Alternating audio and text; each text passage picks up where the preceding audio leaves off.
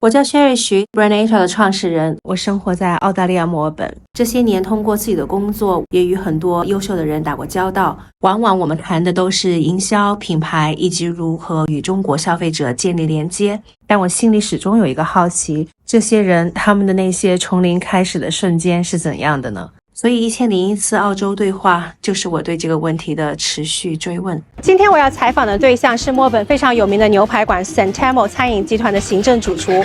我对美食是一个非常有热情的人，所以我对这次采访也充满着期待。Let's go!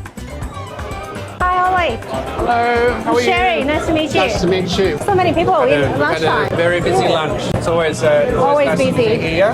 What sets San Telmo apart from the other restaurants? I think San Telmo brings an unique experience. As soon as you walk in the front door, you can smell the charcoal smoke and hear the fire crackling, and generally it's a restaurant that's quite full, so that you get that buzz. The design of the venue brings a lot of architecture and materials that were sourced in Argentina, so once you're inside, you don't necessarily feel like you're in Melbourne anymore. You feel like you're in Buenos Aires in Argentina. And then you take the food. I think San Telmo was one of the first restaurants in Melbourne to go back to charcoal and wood-fired cooking. Charcoal grill compared to a gas grill is worlds apart. So nuances, particularly with the food and the flavour that comes from the food, certainly enabled San Telmo to cement itself in the Melbourne dining scene. What sparked you the interest that you want to become a chef, and at what age you decided this is going to be your career path? So when I was about 13, I used to love watching some of the British cooking shows on TV, watching people like Rick Stein and Ainsley Harriott.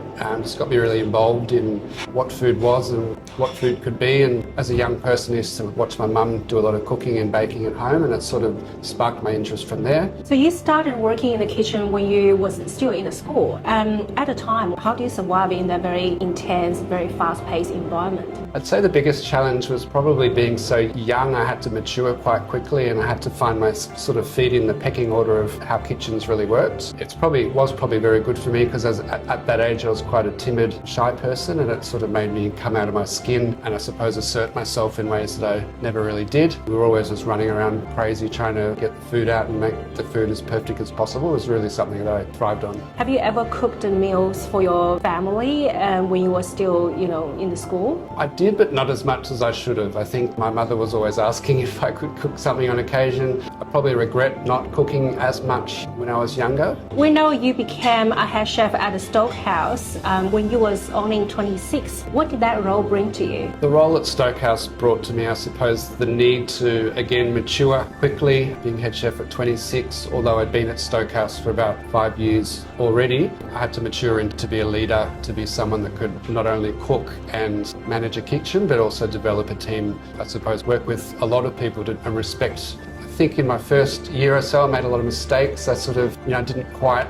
figure it out straight away. The rewards of working for such a great restaurant with an amazing reputation was one of the main reasons I stayed for so long. I think the main thing from my travels in Europe, working in London sort of gave me another side of the industry that perhaps was England, British style kitchens were sort of revered back then, and the cultures in those kitchens were quite a lot different to Australia. So again, it was sort of learning how to survive in an intense environment, high pressure situations. So you're known for championing the high-end to local produce, bring them to your restaurant. Is there any one particular dish that you think the ingredient is the hero? One of which being O'Connor Beef, which is a grass-fed producer in Gippsland. Their beef for a long time is graded a lot. So when we cook with their beef, no matter what the beef is, we find that we're getting something that's as good or better than anything else. One dish that probably stands out from that is just a simple char-grilled short rib. It's a thin-cut rib as opposed to being a thick one-bone rib that's braised, and the amount of marbling in that meat enables the flavour to just come through in a far superior way than what you would get from a lot of other cuts of beef.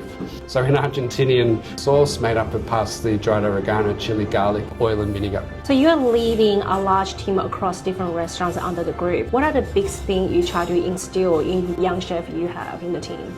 Maintaining the passion and want to learn in our restaurants, and trying to make them feel that there is progression and development for them to be part of something that is such a big group. We don't want people coming in and feeling like they're just a small piece of the puzzle. We want people to come in and feel like they're seen and heard, and they can be motivated by what we do each day. From a food perspective, it's just having some of those ideas of using great produce and respecting ingredients is, I suppose, the main thing that we would want chefs to continue to develop in.